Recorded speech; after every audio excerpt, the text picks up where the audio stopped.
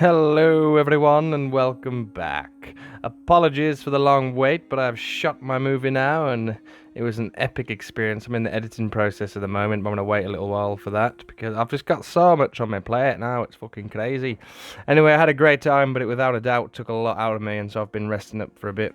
And then of course I'm enjoying my Christmas holiday and all. But now it's time to get back to Biznack and continue with my Expanse series, so here's my Christmas present to you.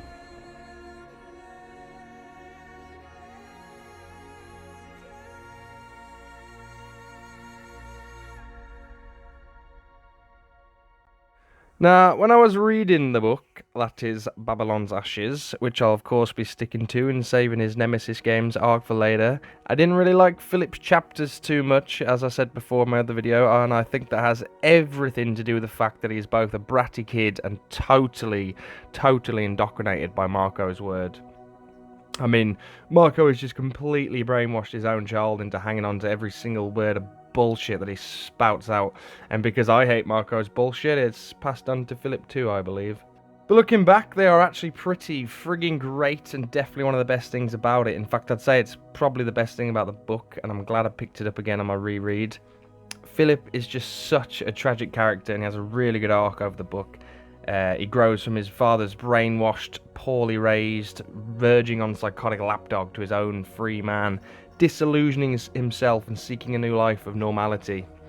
So, let's dive in, shall we, Beltalowda? Philip's story begins with him in a depression regarding the death of Sin and his mother, who we of course know not to be dead. Immediately we get to understand his viewpoint and how he thinks, and just how wrong he is. He hates Holden more than anyone, with Fred Johnson being a close second.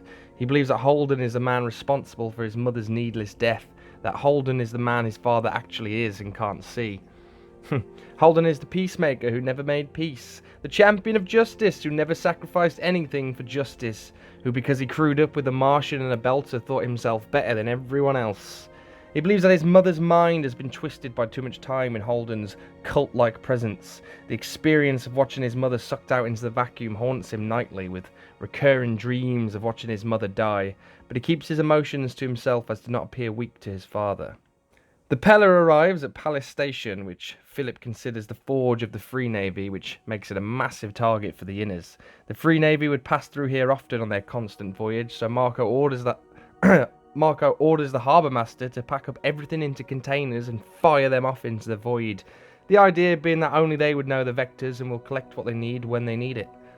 Philip does notice but does not take heed of the fact that the harbour master himself is on the extreme end of the Belter physiological spectrum. Long body, big head, his left eye milky and blind where the capillaries had died.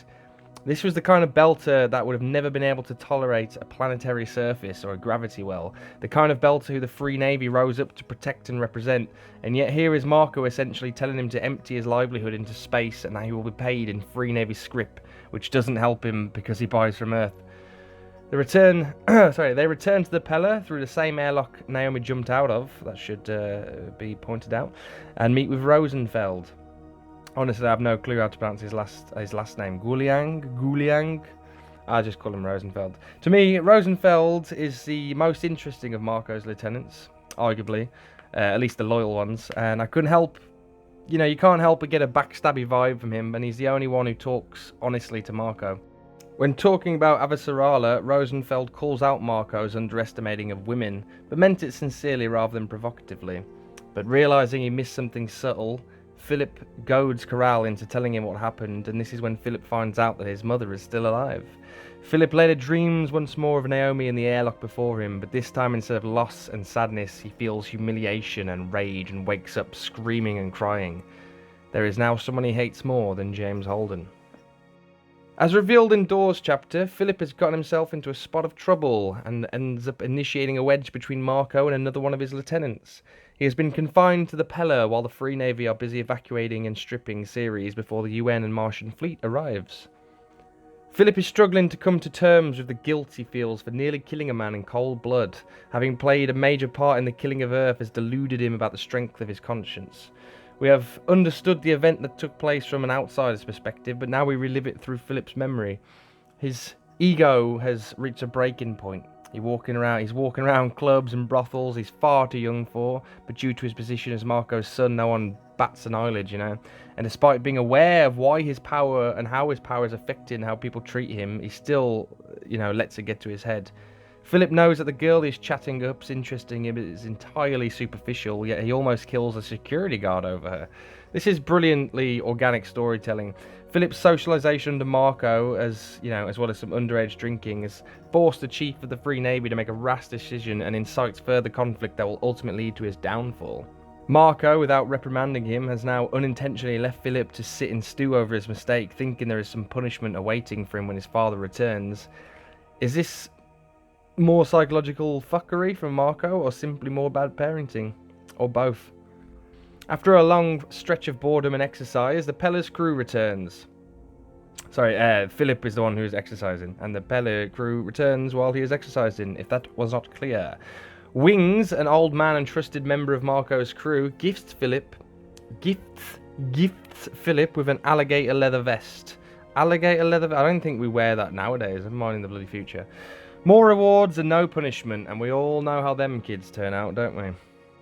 We get a thorough description of the leave-taking of Ceres. Shitty, half-legal ships filled to the brim with refugees begin their evacuation. The ice and water reserves/reservoirs are vented into the black. They leave the docks in ruins. Reactors, defense systems, power grids, tube systems, transmitters, sensor arrays shut down, dismantled, stripped, sabotaged, and melted to slag. They raid and empty the medical centres of medicine and supplies, leaving only enough behind for the current patients, which Marco considers too cruel, but leaving the 4.5 million belters behind for the consolidated fleet in an asteroid hardly more capable of sustaining a life than when originally colonised is totally above board for that fucking idiot. Philip only sees his action as a demonstration of his father's unique genius rather than the act of cruelty and spite that it actually is. The crew of the Pella all show off their Earth of goodies, fancy booths and clothes and jewels looted from the station as if trophies of victory. You would think they'd just won a bloody battle, wouldn't you? So when his father arrives on the ship, Philip does his best to avoid him, rehearsing his excuses for when the inevitable confrontation and punishment comes. This, of course, contrasts Philip's eagerness for confrontation with Margot later. When the leader of the Free Navy casually enters Philip's room late one night, he is in a pensive mood. He doesn't chastise his son, but instead almost talks himself up to his own plan. It seems Avasarala is getting to him, and knowing that he will be called a coward, and Marco, knowing he'll be called a coward who fled Ceres, is weighing in on him. It's hard to tell whether Marco is sincere in this moment or merely feigning vulnerability in order to emotionally manipulate his son, as the next thing he says is that Philip is the only one he can talk to, which of course, hits Philip right in the heart. Marco gets up and leaves without a word about the security guard, and even when pulled up by Philip, tells him they have nothing to discuss. Philip is both relieved and confused, and we can really start to see how Philip starts to mature over the course of his arc now. He had almost killed a man in cold blood, and there is going to be no repercussion. Awful parenting from Marco once again, except this time Philip has his mother's voice in his head, reminding him that this kind of thing shouldn't be happening. He knows deep inside that this is wrong, and he tries to push the thought away and waits for sleep. The Pella coasts through the black, the Free Navy using as many of the old stealth methods as it can, a network of dark ships. The message from Michio Parr arrives, informing Marco of her decision to mutiny. Marco and Philip watch it alone in the galley, the viewing of which is a kind of test for Philip. Just like the last time they spoke, Marco is using Philip's blind love and admiration to reflect and validate his own opinion and boost his own ego. They decide that whether Parr is right or wrong, she broke with authority and should be punished regardless, because that always inspires a high morale. We can see how Marco's vulnerability worked to keep Philip under his spell, as within a page, Philip parrots his father's description of Parr, calling her an agent of chaos. When some of the crew show up fishing for info after Marco leaves, Philip backs his father up and tells him that, like supposedly every other bloody setback, Marco saw it coming. Over the next few days, Rosenfeld begins to inadvertently perpetuate Philip's belief in his father. Philip doesn't trust Rosenfeld already and can't help but see his attempt to lead the Free Navy as a treacherous thought. Rosenfeld is of course absolutely right. Marco has retreated to his man cave and is refusing to give orders, and they are running out of time before they need to make a move. Philip shrugs it off as part of his dad's plan. He reports He reports this to his father, who he expects to be wrecked by betrayal, and yet Marco seems to be doing fine. Marco eases Philip and the rest of the crew by calling up Rosenfeld and giving orders, finally. Philip's fourth chapter, which I previously touched on in my last video, opens with a dinner on the Pella for Marco and the other captains, hosted by Rosenfeld, who is giving it the old, "Oh, yes, yes, yes, yes, yes." Marco is chatting shit as usual, boasting about having more contingencies and friggin' Batman, saying he has plans in place for anyone that breaks, Pa, Dawes, Rosenfeld himself.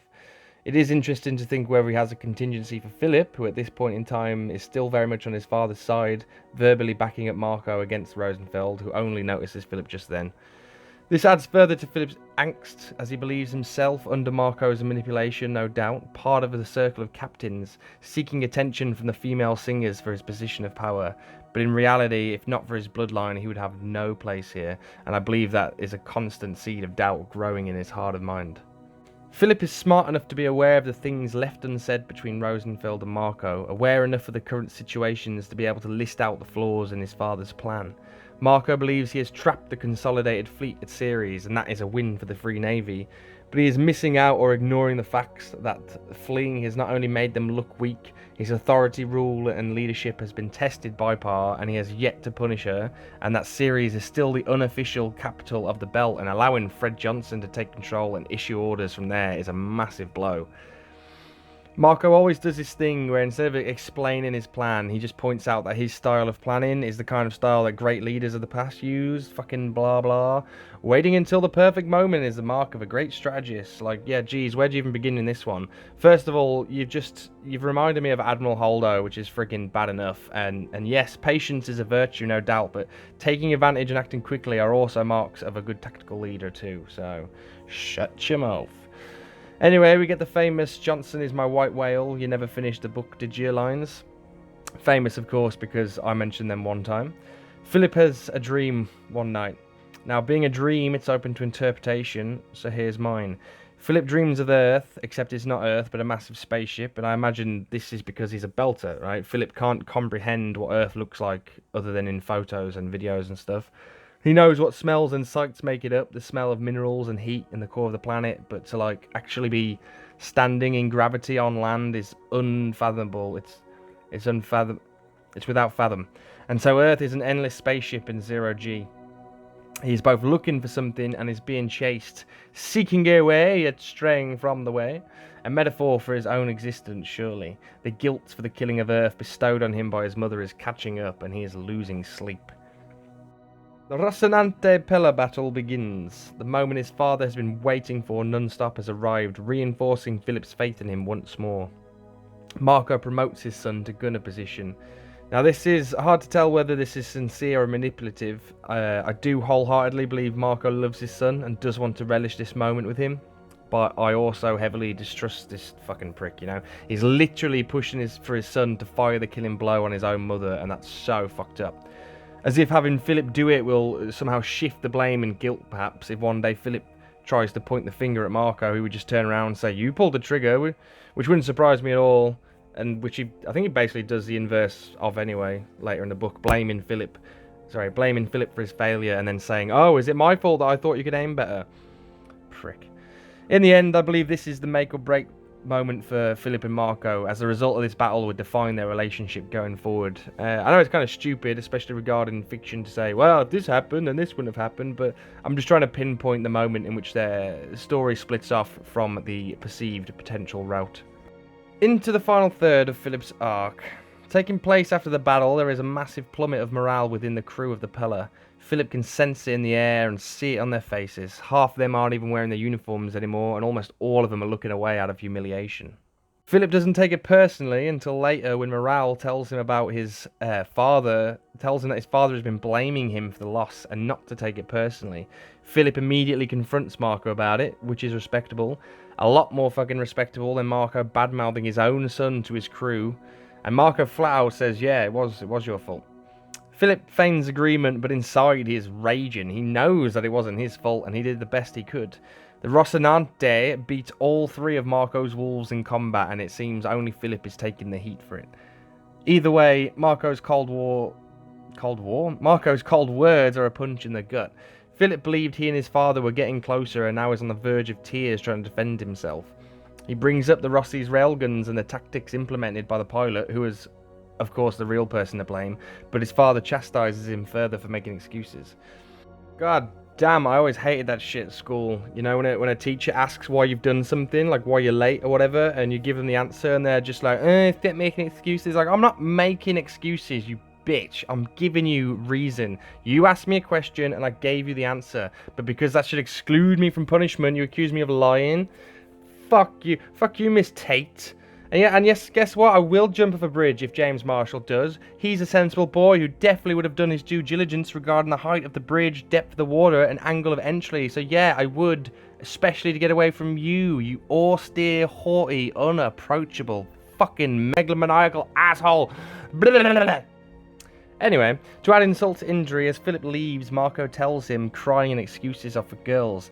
Philip goes back to his quarters, kicking out the guy bunking there and holding back his tears. The chapter ends with Philip's internal dialogue repeating to himself that it wasn't his fault, it was his father's. His father was wrong. Marco told him not to make excuses for himself, but now Philip is no longer making them for Marco too. Take that, you bitch. He doesn't seem to be holding it against his father either. He understands that, as Morel said, men just get that way when they're embarrassed. Yet once again, in Philip's moments of confusion and guilt, his mother's voice is the one that cuts through it all. This time in words she never even spoke, signifying Philip's turn from his father's side to his mother's, although not quite just yet. Marco has one more fucked up of a lesson to teach. Fucked up of a lesson. Marco has one more fuck up of a lesson to teach his son.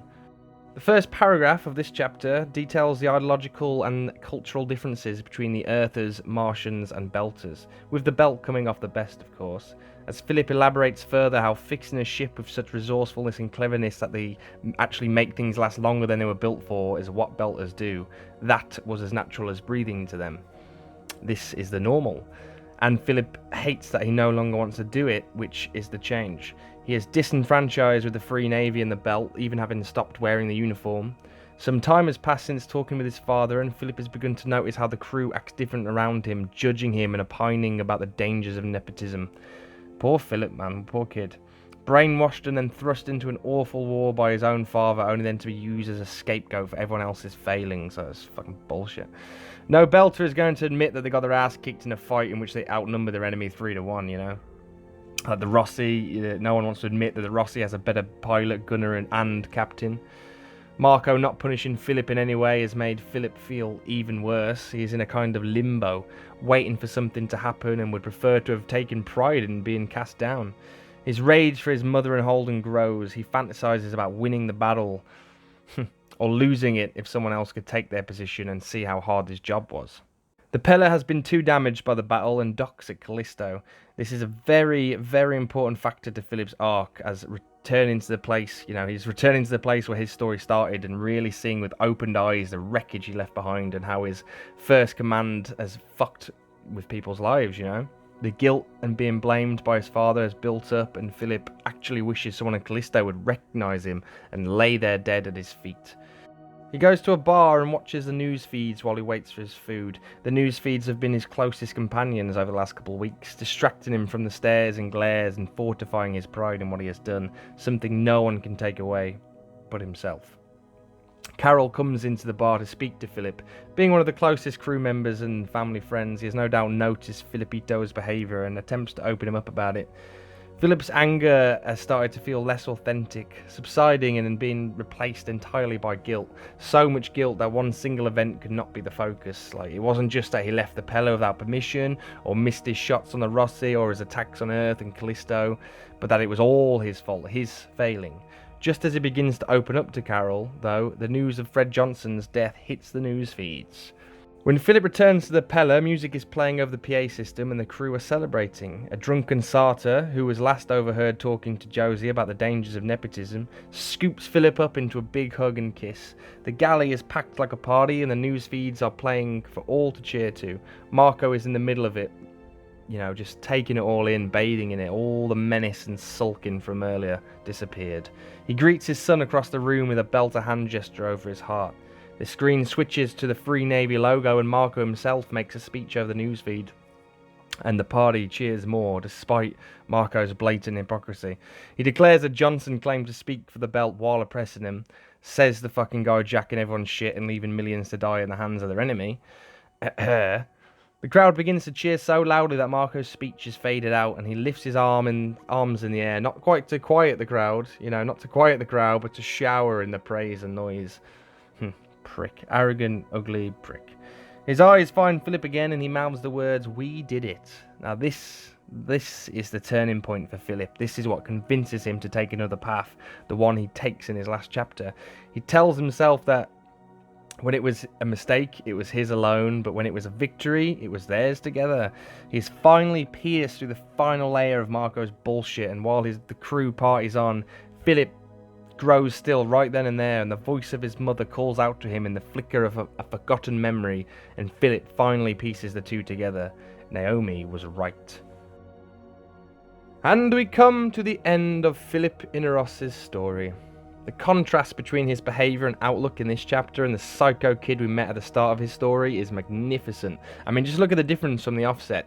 The chapter opens with him talking to a girl in a club, and he's asking her about the attack, the one he commanded, and his intention is to understand how his actions have affected someone who has been nice to him. Now, I may be misreading this sentence, and feel free to correct me if I'm wrong, but someone bumps into Philip's back while moving toward the bar at the club, and Philip is actually the one who turns around and is about to apologise to the bloke. The girl, Marta, tells him about the attack. It was just another normal day for her before shit started to hit the fan, and she barely got into the shelter when the asteroid started hitting. Philip points out that it was only the Martian docks that got hit, and she laughs it off, saying, "Same rock, you don't kick half a ball." She tells him that she tells him that the Martian docks were gone, and so was half the Belter one when she came out of the shelter. Now, this is the kind of information Marco kept out of Philip's reach in order to keep him in line. Marta says her mother died in the attack, and that hits Philip hard, as it would. I mean, I think I would have died on the spot right there if I was Philip, to be honest. Philip starts to open up to the girl about Naomi when suddenly some big guy comes into the club, shoves Philip, and tries to start some shit over Marta. Philip has basically found himself in the exact same situation, or a very similar situation to the one on series, and knows he must handle himself different. He reaches for his gun, but in defense, not aggression, and he ends up walking away from the fight. Philip's growth is shown in the contrast between how he treated both girls he was sexually invested in and the guys they socialised with. The contrast also shows Philip that it's not too late to redeem himself and start again, save himself just as his mother wishes. Philip walks around Callisto, thinking about how the attack may have affected all the people living there. In his head, he believed only Martians died in the attack, Martians who held Belters underwater until they drowned. Even when he doubts the path, that path his father chose for him, he still believes to some degree that his father is the leader they needed to get out from under the boot of the Inners. But now he sees the other side of Marco too, the one that wormed his way out of everything and blamed everyone else but himself for failure. His hand terminal has been chiming regularly over the last hour, and Philip finally answers it. Corral tells him about Medina and the railguns and the Rocinante, but then Marco himself jumps on the connection. Philip is expecting to be punished for going AWOL, but instead his father beams at him with excitement. He tries to pump Philip up about the upcoming victory, and it almost works, except for Marco's poor choice of words, using "we" again. And Philip has changed. He sees through it all. He knows that killing Holden and Naomi has always been the real plan, and if they lose that battle too, Marco would just say that was the plan. The generals would be changed out again, and when it all went tits up, Marco would just blame someone else. Philip is told he has half an hour to get back to the Pella for the hardest burn they've ever had. On his way, he comes to a literal Y-shaped crossroad between the military and civilian docks. Philip completes his arc by going to the civilian docks, throwing his gun and hand terminal in the recycler as he does, and begging the harbour master for work. She refuses at first, tells him she runs a clean shop and that without ID or any proper union paperwork he's fucked, but he begs her. She is the only thing that could stop him from going back to the Pella now. Seemingly, out of the kindness of her heart, she accepts him and brings up a form to fill in. He writes his first name but hesitates on the surname. The harbour master asks if he's okay and he nods. He fills in the name, Nagata. And there is tears rolling down my cheeks. What a beautiful end to Philip's story. Okay, so let's conclude this biatch. Philip's story follows a similar path to the classic 5 to 8 step story / character arc structure. I've heard a lot of people in the last couple of years refer it to as Dan Harmon's story structure, or, the one that he made famous or whatever. And, without meaning to diminish Harmon's writing, because it's fucking epic, but I'm like, yo, it's like the most standing writing technique. It's literally screenwriting 101. It's like the hero's journey, equilibrium, trigger, disequilibrium, resolution, new equilibrium. And it's not bad at all. It still works wonders to this day, but yeah. Anyway, Philip is established, he is changed, he struggles with it, he finds a resolution and starts afresh, But let's just go into a little bit more detail, shall we? So in chapter 1, we establish Philip's character in his zone of comfort, or discomfort, we should say. In chapter 2, we learn that what Philip really needs and wants is his father's love and guidance. In chapter 3, Philip enters an unfamiliar situation when his father seems to be hiding in his room without a plan and Rosenfeld trying to take the lead. In chapter 4, Philip adapts to this situation by following his father's plan and taking the gunner seat offered to him. In chapter 5, Philip finds what he's looking for was not what he wanted, and when his father gives him guidance. In chapter 6, Philip pays the price by withdrawing himself into self-doubt, and eventually seeing Marco for the victory-hogging, blame-throwing worm he is. And then in his final chapter, Philip literally returns to where he started, Callisto, now capable of change. Boom! Organic, structured writing. Love it. Leaving Philip behind to be raised by Marco was the worst thing Naomi would ever do, and Marco bringing back Naomi into Philip's life was his big mistake. Philip is arguably the most tragic character in the whole series. He has no friends, no family, no childhood, no one his age, only old, fucking hardcore OPA vets in which he's constantly trying to impress until he comes to a level in which he feels he can do what he wants. And to see him climb down from that high horse and fade into the crowd is utterly uplifting. I really, really hope to see Philip return as a grown man and reunite with Naomi in the next book. That would just be so nice. I mean, I'm pretty sure it's going to happen. I mean, it has to, right? I'll be absolutely shocked if it doesn't. It's way too cathartic a plotline to not finish off that way. Anyway, that was my TED Talk on Philip Nagata. I hope you enjoyed it. If, like me, you didn't like Philip that much at first, and I've elevated your opinion of him and his story, even if slightly, then that is the ultimate reward for me. Right, so regarding my channel's future, as I've said before, I do love making these videos, and as it's been a while since my last video, I'm glad I started with this one to get me back into the flow.